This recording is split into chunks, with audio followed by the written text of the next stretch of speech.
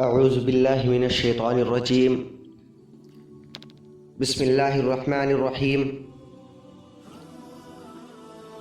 قل للمؤمنین یغضوا من ابصارهم ویحفظوا فروجهم ذلك ازکی لهم وقل للمؤمنات یغضضن من ابصارهن ویحفظن فروجهن ولا یبدین زینتهن۔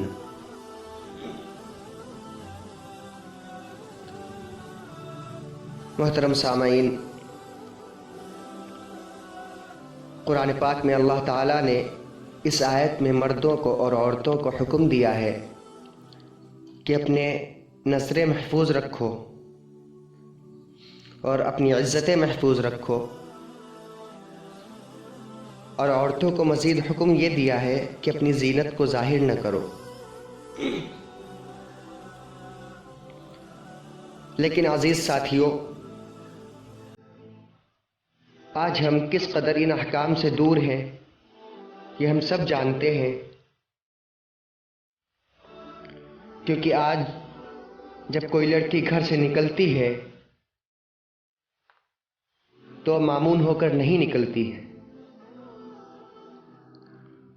وہ تو یہ خیال کرتی ہوئی گھر سے نکلتی ہے کہ کہیں راستے میں اس کو کوئی بغیرت پریشان نہ کرنے لگے، کہیں اس کا گھر سے نکلنا نہ بند ہو جائے۔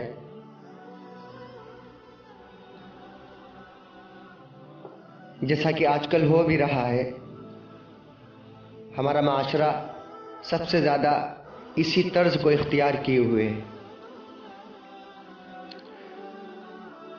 اور جیسا آج کل لڑکیوں کے ذہن میں لڑکوں کے بارے میں خیالات ہیں، ویسا ہی آج لڑکے کرتے بھی ہیں کہ جب کوئی لڑکی نکلتی ہے تو اس کو ایسے گھورتے ہیں جیسے کہ اس کو ابھی اپنی ہوس کا شکار بنا لے۔ اس کو پتہ نہیں کیا کیا بولتے ہیں، کیسے کیسے الفاظ، اتنے معیوب الفاظ جن کو شاید کوئی جاہل سے جاہل آدمی بھی پسند نہیں کرتا ہے، ایسے ایسے الفاظ بولتے ہیں جیسے کہ وہ دیکھو مال جا رہا ہے، نعوذ باللہ، وہ دیکھو آئٹم جا رہی ہے، وہ دیکھو پٹاخہ جا رہا ہے۔ کیا شریعت نے عورت کو یہی عزت دی ہے؟ کیا آپ اپنی بہنوں کو یہی عزت دیتے ہیں، اپنی ماؤں کو یہی عزت دیتے ہیں؟ اسلام تو نہیں سکھاتا۔ اور یہی بات جب کبھی ہو جائے کہ جب آپ کی بہن کسی ضرورت کے بنا پر گھر سے نکلے اور کچھ لفنگے اس کو اس طرح پریشان کریں تو اس کے دل پہ کیا گزرے گی؟ کبھی سوچا ہے؟ تو جس طرح تمہاری بہن کو اگر کوئی پریشان کرنے لگے تم کو برا لگتا ہے، تو جس کو تم پریشان کرتے ہو، جس کو غلط الفاظ بولتے ہو، جس کو مال بولتے ہو، پٹاخہ بولتے ہو، آئٹم بولتے ہو، وہ بھی تو کسی کی بہن ہے، کسی کی بیٹی ہے۔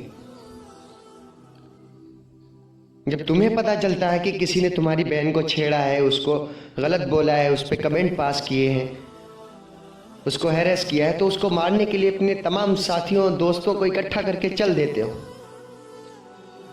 تو دوسروں کی بہنوں کو کیا اپنی پراپرٹی سمجھتے ہو؟ وہ تمہاری ملکیت میں ہے، کس حق سے ان کو پریشان کرتے ہو؟ تمہارے باپ نے تم کو یہ حق دیا ہے یا تمہاری کوئی نئی شریعت ہے جس نے تم کو اس کا حق دے دیا؟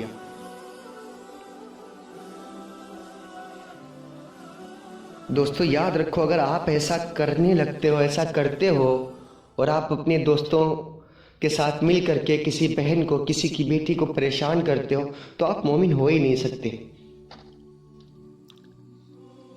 آپ کسی کی بہن کو غلط الفاظ بولتے ہو، مال بولتے ہو، پٹاخہ بولتے ہو، آئٹم بولتے ہو، نہ جانے کیا کیا کتنی اصطلاحیں جو ہمارے نوجوانوں نے قائم کر رکھی ہیں لڑکیوں کو پریشان کرنے کے لیے،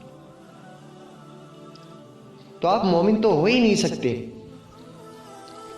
کیونکہ میرے نبی نے ارشاد فرمایا المسلم من سلم المسلمون من لسانہ ویدہ، کہ بہترین مسلمان وہ ہے کہ اس کے ہاتھ سے، اس کی زبان سے دوسرے مسلمان محفوظ رہیں، کسی کو کوئی تکلیف نہ ہو، کسی کو پریشانی نہ ہو۔